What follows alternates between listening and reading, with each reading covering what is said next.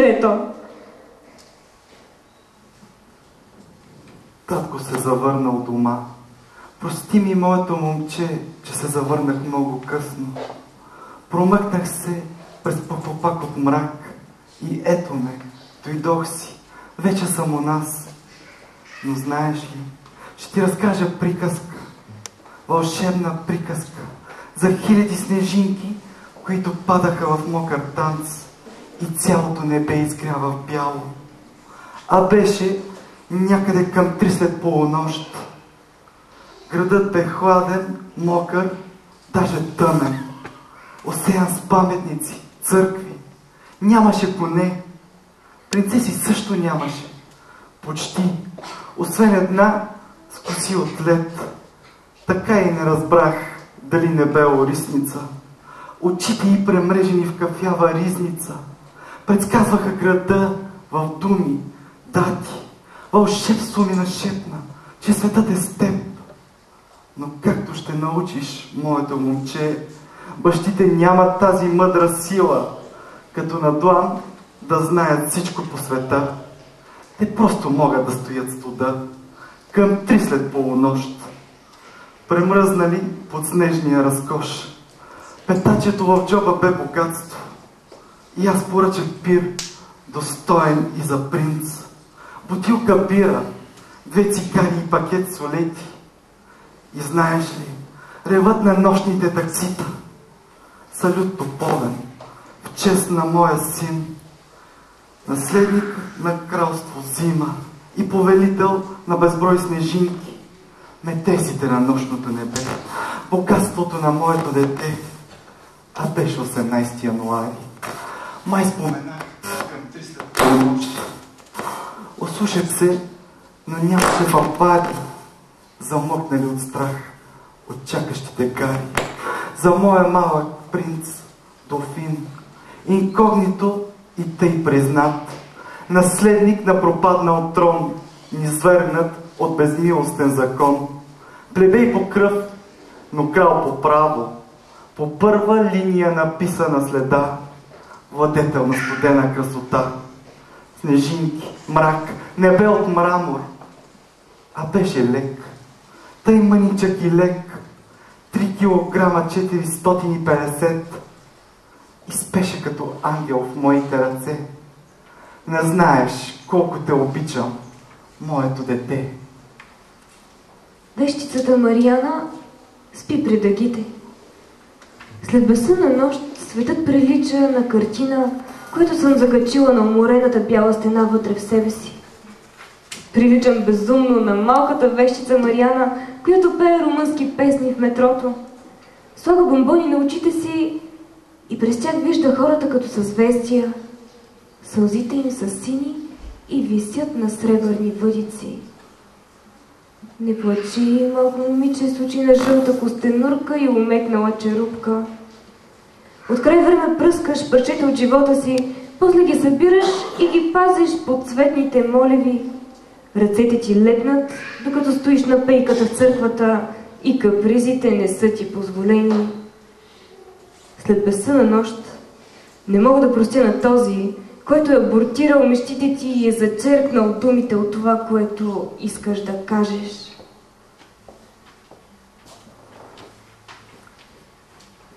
Ледът няма власт над морето. Поетът над думите. Актьорът над образа. Пророкът над времето. Фанатикът над себе си. Обладават властта. Фанатици. Пророци. Актьори. Поети. Виртуозни лъжци. И чудовища. Поезията е поглед в онзи ъгъл. Поезията е допир до другата ти душа. Поезията е движение към разпръсване. Поезията е онова, което липсва. Поезията е обратната страна във всяка истина. Поезията е ваза, която плаче. Поезията е настинка, болка и часовник, който си надиваш, когато поискаш да показва точно време.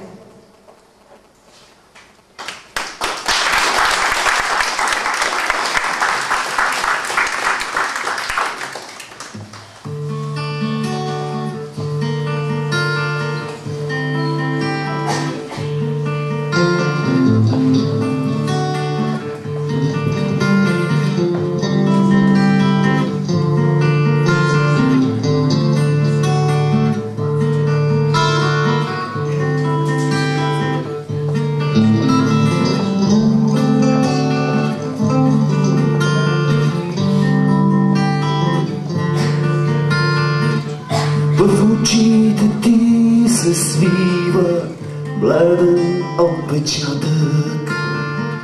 С усни ще намигна там, вдъх от сол и пясък. Името ти е красива, щом настъпи зима и прозорците заспиват, лятото изстива. Ей толкова,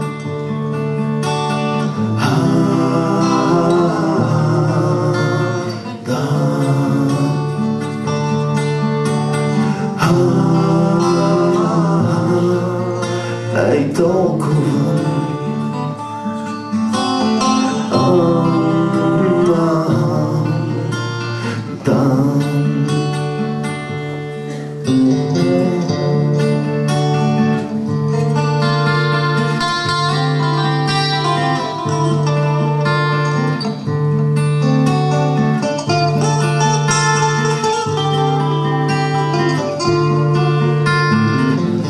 ето и градът заспива, тих е като пепел, а момчето си отива под кръв и клишета.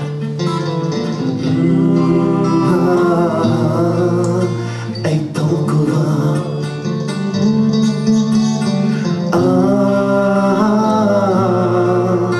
ей толкова,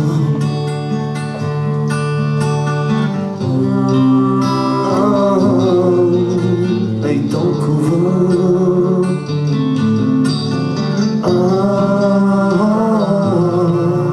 ей толкова.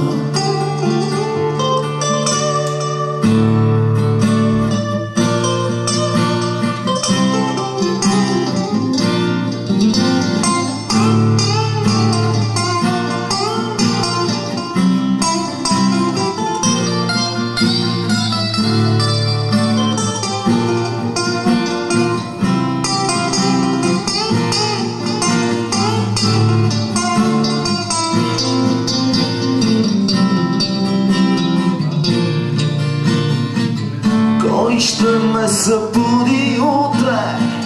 Кой ще ме събуди? Александър, Франсуа, Жана, Флора, Бланка. Чаках Лилия една, срещнах портокали, а духът на Франсуа е възгасен по гари. Колко пъти? Ей толкова,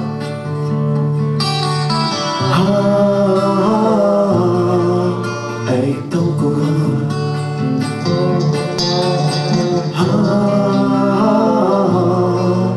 ей толкова,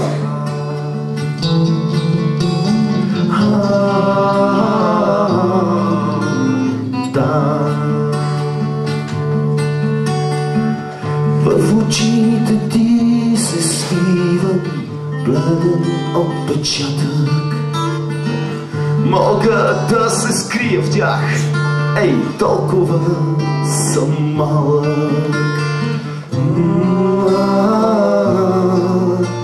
Ей толкова,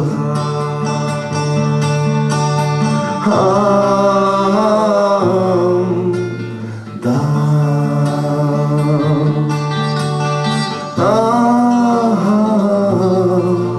Ей толкова,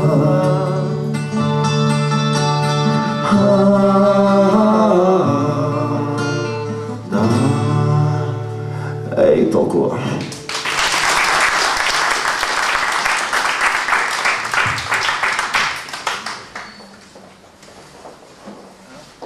За този зимен човек, прегънат в мъглата под това небе, сгъстено в очите на голите клони. Слагам бомбони на очите си и през тях виждам хората като съзвездия. Сълзите им са сини и висят на сребърни въдици. Тя носеше небеса в очите си. Сутрин звездите в тях се кикотеха. Вечер притихваха, подсмихвайки се. Танцуваха докато спи. Спеше с отворени очи. Ах, тези аметистово-зелени очи.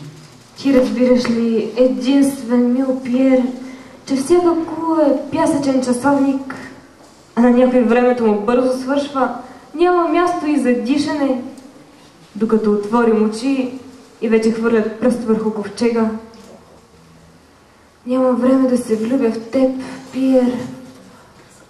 Слънцето бавно си стръпнали устни, целуваше мрака през зъби и бавно потъваше в твоите устни. За теб съм като всички нови вестници, които няма да четеш, защото новините са от утре. Вестници. Обожавам разсъжденията за изцъклените очи на хищните негърчета и вдогнатите дупета на гладните нимфетки. Живеем в свят на хермафродитни представи и объркани желания. Метресите на нощното небе ще ме отведат към бреговете на Хаити, между гърдите на мулатките с маслинените зърна, ухаещи на колониално ухолство. Днес ще родя още един ден и когато излезе кървав и разплакан, ще мога ли да го разсмея преди да падне нощта? Пясъкът ухае на сребриста сол, а пяната завърта кървави гердани по бедата на креолките. Душа наоколо, като дресирано куче, а светът повръща своите неравенства. Не плачи, малко момиче с очи на жълта костенурка и умекнала черупка. Мистър Блум се самоуби при зори.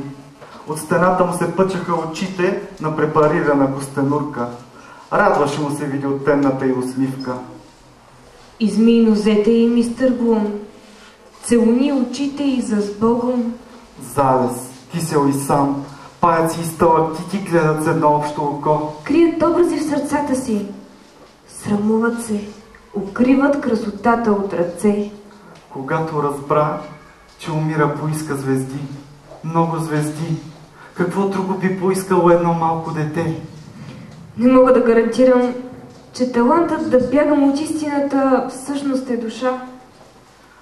Моя малка Алена Роуз, дъхът ти е погребан там, на хълмовете. Оплаквачките заритаха. Свещениците зашепнаха своите неизменни слова. Не плачеха за мен. Бе починала една възрастна дама, чието бяла гръд на времето радваше ръцете на свещениците. Не скърбяха и за нея. Тъгуваха за края на своята тленност. Сълзите им напоиха земята, но кокичетата застенаха отвратени. Винаги е по-леко да намериш утеха в страданието на другите. Без да познаваш мрака, не можеш да светиш. Сигурно слънцето някога е лежало пияно въгъла на нечия тъмна стая. Чуждите мисли не носят на алкохол, но стига, нямам време, трябва да руша света. Задълженията към другите ни принуждават да жертваме собственото си щастие. Толкова страдаме от самотата, а щом си отиде страдаме за нея. Нощта се стоварва като чук върху клепачите. Няма думи, само празни дупки.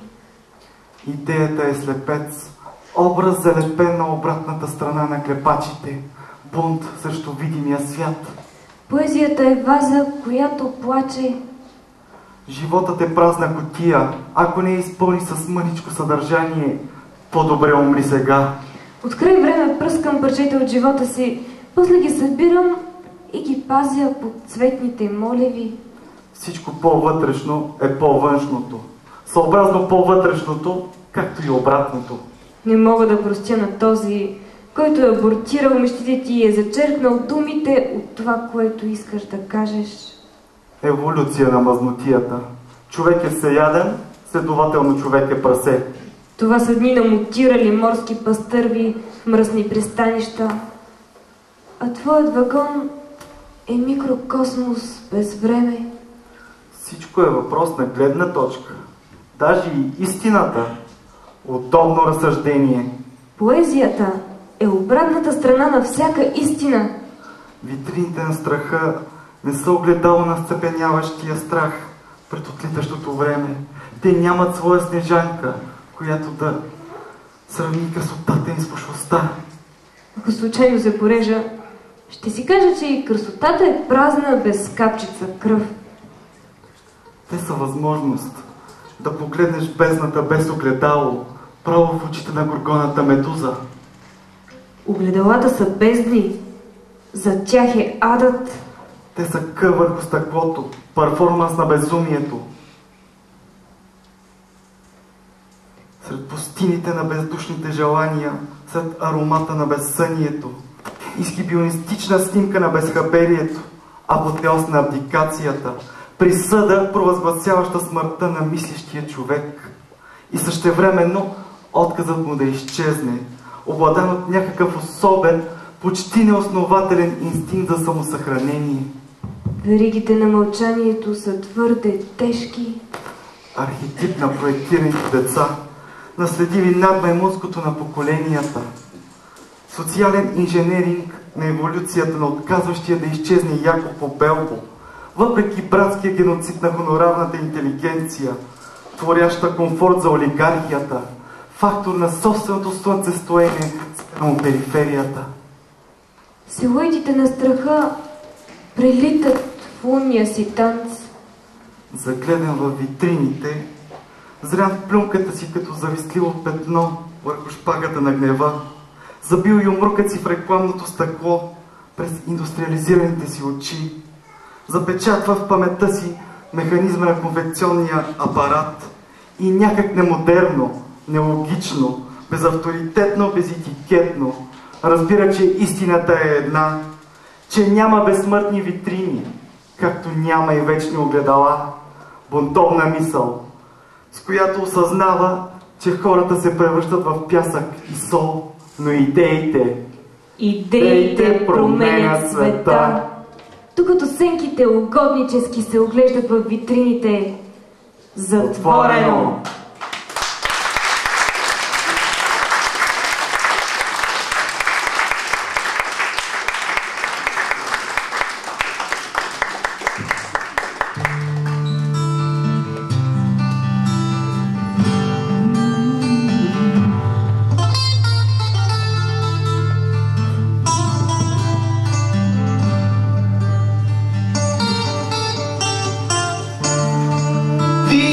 Днес тя е вече будна, очите й са стоплени от първите звезди.